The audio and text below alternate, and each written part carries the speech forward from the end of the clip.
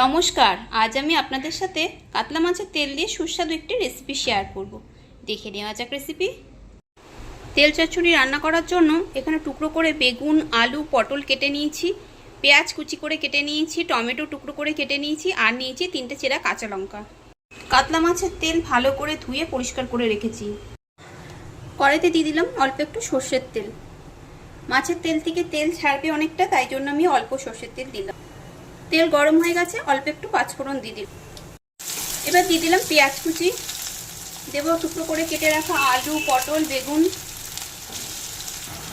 Tomato, কাঁচা লঙ্কা সব দিয়ে দিয়েছি। দিয়ে দিলাম পরিমাণ মতো নুন। একটু নেড়ে সবজিগুলো ভেজে নেব।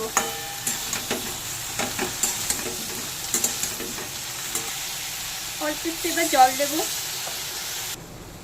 অল্প একটু জিরের গুঁড়ো,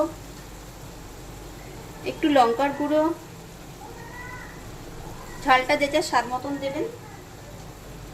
দিলাম একটু হলুদ গুঁড়ো, দিলাম নুন, একদম একটু দেব রসুন বাটা। ধুয়ে পরিষ্কার করে রাখা মাছের তেলগুলোকেও এখন দিয়ে দিলাম। এবার নেড়ে সব একটু মিশিয়ে নেব।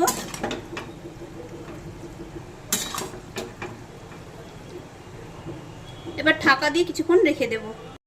কিছুক্ষণ পর ঢাকা খুলে নিয়েছি। এবার একটু দেখে নেব, সবজিগুলো সব সেদ্ধ হয়ে গেছে।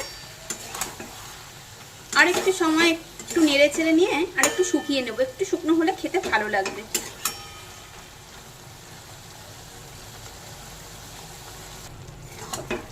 আবার একটু নেড়ে নিলাম। রান্নাটা কমপ্লিট।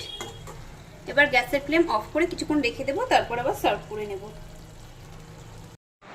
আমি সার্ভ করে নিয়েছি। এভাবে অবশ্যই আপনারা বানিয়ে দেখতে পারেন, আশা করছি আপনাদেরও ভালো লাগবে।